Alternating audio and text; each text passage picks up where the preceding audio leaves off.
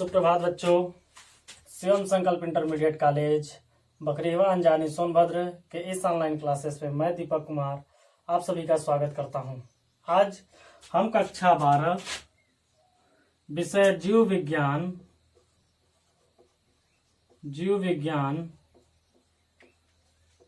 का पाठ 2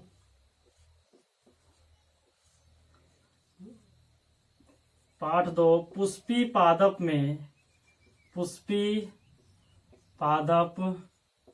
में लैंगिक जनन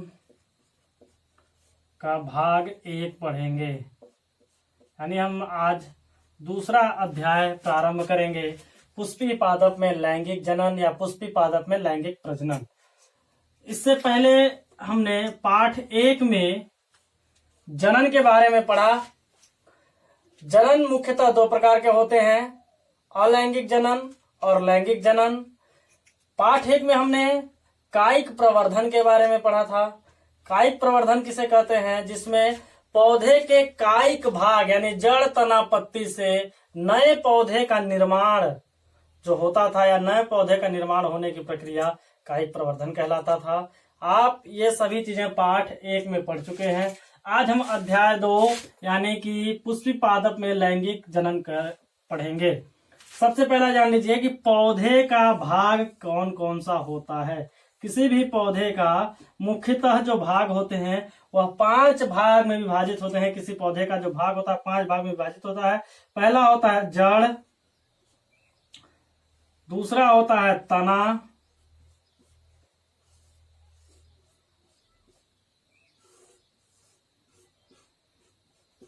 ये हो गया उसका पत्ती,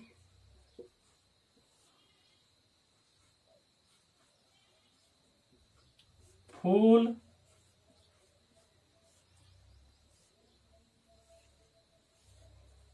और फल। यह मुख्यतः 5 भाग होते हैं। किसी भी पौधे को अगर हम भाग की बात करते हैं तो जड़, तना, पत्ती, फूल और फल, यह मुख्यतः 5 भाग किसी पादप में आते हैं। ठीक है, बात हम यहाँ कर रहे हैं लैंगिक जनन की, तो हम पहले ये जानेंगे कि पादप में लैंगिक अंग कौन से होते हैं। ठीक है, लैंगिक अंग कौन से होते हैं। लैंगिक जनन की जब बात हम कर रहे हैं तो लैंगिक अंग, तो पौधे का जो फूल का भाग है उसे जनन अंग के नाम से जानते हैं, जननांग के नाम से जाना जाता है। ठीक है, तो फूल का जो भाग है वह मुख्यतः 2 भागों में विभाजित करते हैं, नर जननांग। क्योंकि ये बात यहाँ लैंगिक जनन की है तो लैंगिक जनन में हम ये जानते हैं कि नर और मादा 2 जनकों की आवश्यकता होती है। इसमें 2 जनकों की आवश्यकता होती है, नर तथा मादा। तो पादप में, कहां पर? पादप में नर जनन अंग को क्या कहते हैं? नर जननांग को क्या कहते हैं? यानी नर जनन अंग कौन क्या कहलाता है और मादा जनन अंग किसे कहते हैं? ठीक है, नर जनन अंग पुंकेसर के नाम पर, पुंकेसर, ठीक, और मादा जनन अंग जो होता है वो स्त्री केसर होता है। ध्यान दीजिएगा। ठीक है, नर जननांग पुंकेसर, मादा जननांग स्त्री केसर। अब ये पुंकेसर और स्त्री केसर ये दोनों किसके भाग हैं? फूल के भाग हैं। हमने पहले ही बताया कि फूल जो है वह पौधों में, यानी कि पौधों में, पादप में फूल जो है वह जनन अंग को प्रदर्शित करता है। और इसी जनन अंग में नर जनन अंग को प्रदर्शित करता है पुंकेसर, मादा जनन अंग को प्रदर्शित करता है स्त्री केसर, और ये दोनों के दोनों भाग किसके हैं? फूल के हैं। अब बात करते हैं हम एक प्रारूप जो पुष्प है, उस पुष्प के प्रारूप पुष्प के भाग की बात करते हैं। तो मुख्य रूप से ये देखिए, ये एक प्रारूपी पुष्प का संरचना है।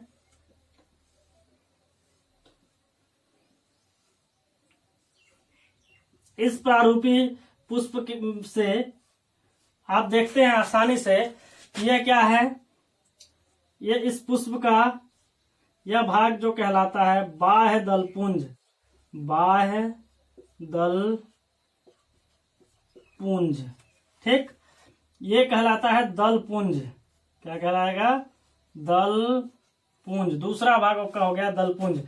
तीसरा होता है यहां से लेकर के यहां तक का पूरा भाग कहलाता है स्त्री केसर। ध्यान दीजिए। और ये भाग जो होता है इस तरीके से, ये भाग कहलाता है पुंकेसर। पुंकेसर, ठीक। स्त्री केसर और पुंकेसर, जिसे हम सामान्य भाषा में इसको पुमंग कहते हैं, पुमंग। और इसको कहते हैं, स्त्री केसर को कहते हैं जायांग। कहीं कहीं आपने ये भी सुना होगा पुमंग और जायांग। तो पौधे पुष्प का जो होता है, एक प्रारूपिक पुष्प की संरचना देखते हैं तो मुख्यतः 4 भाग होते हैं इसके। पहला होता है बाह्य दलपुंज, दूसरा दलपुंज, तीसरा जायांग और चौथा पुमंग, ठीक है, जिसे स्त्री केसर पुंकेसर भी कहते हैं, ठीक है। यानी जायांग और पुमंग, यही ध्यान दीजिए, जायांग और पुमंग का, क्योंकि आपको अधिकतर जायांग और पुमंग ही लिखे हुए मिलेंगे। अब जायांग के अंतर्गत जो आता है, ये कौन सा है, मादा जनन अंग है। इसके अंतर्गत 3 चीजें आती हैं। पहला होता है आपका वर्तिकाग्र, दूसरा वर्तिका और तीसरा इसका होता है अंडाशय। यह मुख्यतः 3 भाग होते हैं किसके, जायांग के। बात करेंगे हम पुमंग की। पुमंग के 2 भाग होते हैं। पहला होता है इसमें पराग कोश, पराग कोश, दूसरा होता है तंतु, ठीक। इस तरीके से यह जो पुमंग का भाग है वो मुख्यतः 2 भागों में विभाजित होता है। जायांग का जो भाग है वो मुख्यतः 3 भागों में विभाजित होता है, वर्तिकाग्र, वर्तिका और अंडाशय, ठीक है। जायांग का भाग हमने बताया 3, वर्तिकाग्र, वर्तिका और अंडाशय। पुमंग का 2 भाग, परागकोश और तंतु। इनको हम एक एक करके देखते हैं। परागकोश का क्या भाग, पुमंग का भाग और जायांग का भाग, ठीक है। यानी परागकोश और तंतु, इसको हम अलग अलग करके देखते हैं कि कौन कौन भाग नर जननांग के अंतर्गत आते हैं, कौन कौन से भाग मादा जननांग के अंतर्गत आते हैं, ठीक है। सबसे पहले हम बात करते हैं नर जननांग की। नर जननांग की, ठीक है, क्या है, पुमंग। पुमंग, इसके अंतर्गत 2 चीजें हमने बताया था। पहला था आपका इस तरीके से इसकी संरचना होती है। इस संरचना के आधार पर देखेंगे आप, ये जो भाग है इस भाग को हम कहते हैं पराग कोश, पराग कोश। और इसी का दूसरा भाग जो होता है, यह भाग कहलाता है तंतु, ठीक। यानी इस पराग कोश और तंतु, यह दोनों मिला करके पुमंग का निर्माण करते हैं। अब इस पराग कोश में, इस पराग कोश में छोटे छोटे बहुत सारे पराग कण पाए जाते हैं। क्या पाए जाते हैं, पराग कण, जिसे हम पोलन ग्रेन्स के नाम से जानते हैं, पोलन ग्रेन्स, ठीक है। ये रहा आपका नर जननांग। यानी कि नर जननांग यह आपका 2 भाग में हो गया, परागकोश, तंतु। इसके अंतर्गत बहुत सारे परागकण भरे होते हैं एकदम, और यह परागकण क्या करते हैं, जनन में सहायक होते हैं। यानी हम इसका कह सकते हैं कि यह नर जनन तंत्र है, किसका, पुष्पी पादप का, ठीक है, पुमंग। अब बात करेंगे हम मादा जननांग की। उसमें भी हम देख लेते हैं अलग अलग कौन कौन से भाग होते हैं, ठीक है। यह जायांग का भाग हम देखते हैं। जब बात करेंगे जायांग की, जायांग जो होता है इसके अंतर्गत 3 चीजें आती हैं, आप अच्छे से जानते ही हैं। उन तीनों को आप बेहतर तरीके से देखिए कैसे कैसे कौन कौन सी चीजें आती हैं। पहला होता है आपका वर्तिकाग्र, वर्तिकाग्र, दूसरा है वर्तिका, और तीसरा है इसके अंतर्गत अंडाशय, ठीक है। वर्तिकाग्र, वर्तिका और अंडाशय, यह तीनों चीजें जो होते हैं ये जायांग के अंतर्गत आते हैं, मादा जननांग के अंतर्गत आते हैं, ठीक। हमने ये जाना था कि नर जननांग के अंतर्गत 2 चीजें आती थी, परागकोश, यह था परागकोश, परागकोश, और यह है आपका तंतु। इस परागकोश के अंतर्गत बहुत सारे पराग कण पाए जाते हैं, ठीक है। अब यह पराग कण जो होते हैं, यह परागकण जो ये नर जननांग है और ये मादा है, ठीक है। तो यह होता क्या है, परागकण इस पर स्थानांतरित होता है। किस पे? वर्तिकाग्र पर। ठीक, इस प्रक्रिया को कहते हैं हम परागण। यानी कि पराग कोश से पराग कण का वर्तिकाग्र पर स्थानांतरित होने की प्रक्रिया क्या कहलाता है? परागण कहलाता है। परागण किसे कहते हैं? वह प्रक्रिया जिसके अंतर्गत परागकण पराग कोश से वर्तिकाग्र पर स्थानांतरित होते हैं, उसे हम परागण कहते हैं। ध्यान से समझिए, उसे क्या कहते हैं? परागण कहते हैं। ठीक है, परागण की प्रक्रिया के दौरान यह जो पराग कण है, यह परागकण स्थानांतरित कहाँ होता है? वर्तिकाग्र पर। वर्तिकाग्र जो है उसमें एक चिपचिपा पदार्थ होता है। उस चिपचिपा पदार्थ के दौरान यह क्या होता है? परागकण चिपक जाता है और इसके अंदर यह जा करके अंडाशय में यह निषेचन की प्रक्रिया को पूर्ण करता है। निषेचन की प्रक्रिया को जैसे ही पूर्ण करेगा, यह देखिए, यह जो भाग है अंदर का, उसको हम बोलते हैं बीजांड। निषेचन की प्रक्रिया जैसे ही पूर्ण होगी, भ्रूणोद्भव होगा, भ्रूण का निर्माण होगा। ठीक है, जैसे ही एम्ब्रियो डेवलप्ड होगा, भ्रूण विकसित होगा, तो यह अंडाशय विकसित होकर के फल का निर्माण करता है। ये क्वेश्चन आता है कि पौधे में कौन सा भाग फल बनाता है? तो अंडाशय जो है वो फल का निर्माण करता है और यह बीजांड जो है उस फल के अंदर बीज का निर्माण करता है। यह भाग आपका अंडाशय है और यह क्या बनता है? विकसित होकर के फल बन जाता है और यह बीजांड जो इसके अंदर है यह विकसित होकर के बीज का निर्माण कर लेता है। इस तरीके से पुष्पी पादप में लैंगिक जनन जो होता है, यह प्रक्रिया संपूर्ण होती है। ठीक है, इस तरीके से आगे हम देखते हैं कि यह प्रक्रिया क्या कहलाती है? परागण कहलाती है। यानी कि पराग कण का स्थानांतरित कहाँ होना? वर्तिकाग्र पर स्थानांतरण होना परागण कहलाता है। परागण की प्रक्रिया के अंतर्गत जो होते हैं 3 प्रकार के उसके कारक होते हैं। परागण के कारक जो होते हैं, परागण के प्रकार आप देख लेंगे। परागण के पहले प्रकार देख लेते हैं। परागण के प्रकार में हम देखेंगे, परागण मुख्यतः 2 प्रकार के होते हैं। पहला होता है स्वपरागण और दूसरा होता है परपरागण। ठीक है, स्वपरागण और परपरागण। स्वपरागण का मतलब होता है, स्वपरागण से नाम से ये स्व यानी अपने द्वारा, यानी कि यह मान लीजिए यह पुष्प है, इस पुष्प का जो पराग कण है उसी पुष्प के वर्तिकाग्र पर स्थानांतरित होता है, या उसी पौधे में दूसरा पुष्प लगा हुआ उस पर स्थानांतरित होता है। यानी एक ही पौधे के या एक ही पुष्प का पराग कोश से परागकण उसी के वर्तिकाग्र पर स्थानांतरित होते हैं। उस परागण को हम स्वपरागण कहते हैं। परपरागण दूसरे पुष्प का परागकोश से परागकण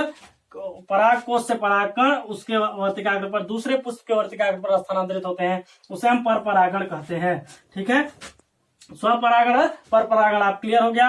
अब आप देखते हैं परागण के कारक, यानी कि इस परागण प्रक्रिया को संलयित करने में कौन कौन से कारक जो होते हैं वो मदद करते हैं। इसको पूरा करने में मदद कौन कौन से कारक होते हैं। ठीक है, परागण के कारक में हम जब देखते हैं परागण के कारक मुख्यतः जो होते हैं 3 माना गया है। वायु परागण, दूसरा है कीट परागण और तीसरा है, पहला वायु परागण, दूसरा कीट परागण और तीसरा है आपका जल परागण। ठीक है, यह परागण की प्रक्रिया हुई। अब इसमें वायु के द्वारा परागकण का स्थानांतरण होना, हवा के माध्यम से परागकण एक पुष्प के वर्तिकाग्र से दूसरे पुष्प, एक पुष्प के परागकोश से दूसरे पुष्प के वर्तिकाग्र पर अगर स्थानांतरित होते हैं तो यह वायु परागण होता है। कीड़ों मकोड़े, जैसे हम कहते हैं तितलियां फूलों पर क्यों बैठती हैं, भौरे फूलों पर क्यों मंडराते हैं, तो कारण बस यही है, वो उसके परागकण के उसके जो पंखुड़ियां होती हैं उस पंखुड़ियां से वो क्या करते हैं, एक तरल पदार्थ को चूसते हैं और जिससे परागकण उसके किसी भी भाग से चिपक जाता है और दूसरे पुष्प पर जैसे बैठते हैं उसके वर्तिकाग्र पर स्थानांतरित हो जाता है, जिसके कारण क्या होता है कि वह कीट परागण के अंतर्गत आता है। ठीक है, बहुत सारे ऐसे पौधे हैं जो कीट परागण करते हैं। सभी लगभग स्थलीय पौधे, जितने भी स्थल के पौधे हैं वो वायु तथा कीट परागण करते हैं। यानी जमीन पर जितने भी पौधे पाए जाते हैं लगभग उन सभी में वायु तथा कीट परागण की प्रक्रिया संपन्न होती है। ध्यान से समझिएगा, वायु तथा कीट परागण कहाँ होता है? सभी स्थलीय पौधों में, जितने भी स्थल के पौधे हैं सभी स्थलीय पादपों में क्या होता है, वायु तथा कीट परागण होता है। जल परागण, सभी जलीय पौधों में जल परागण की प्रक्रिया होती है। ऐसे पौधे जो जल के सतह के नीचे होते हैं, यानी जो पूर्ण रूप से जल के अंदर होते हैं, उन पौधों में जल परागण की प्रक्रिया संपन्न होती है। एक पौधा है वेलेसनेरिया, वह भी जल के सतह के अंदर होता है, उसमें जल परागण होता है। लेकिन आप देखेंगे वाटर हाइसिंथ, जल हाइसिंथ, वाटर लिली, कुमुदनी, ये दो ऐसे पौधे हैं जो जल के सतह पर उत्पन्न होते हैं। कहाँ उत्पन्न होते हैं? सतह पर। ये जल हो गया, इस जल के सतह पर उत्पन्न होते हैं और इसके सतह पर उत्पन्न होने के कारण ही उसमें कीट तथा वायु परागण होता है। ध्यान समझिएगा, वाटर हाइसिंथ, जल कुंभी तथा वाटर लिली, कुमुदनी जो होता है, ये दोनों ऐसे पौधे हैं। इन पौधों में क्या होता है, ये दोनों जलीय पौधे हैं लेकिन इनमें कीट परागण होता है। कौन सा परागण होता है? कीट परागण होता है। और यह कीट परागण क्यों होता है? क्योंकि यह सतह पर उत्पन्न होते हैं। जब यह अंदर होते तो इनमें कौन सा परागण होता? मुख्यतः जल परागण होता है। ठीक है, शैवालों में जल परागण होता है। ठीक है, इस तरीके से वायु, कीट और जल परागण की प्रक्रिया हमने पढ़ा। आगे नेक्स्ट पार्ट में हम पढ़ेंगे परागकण की संरचना। तब तक के लिए धन्यवाद।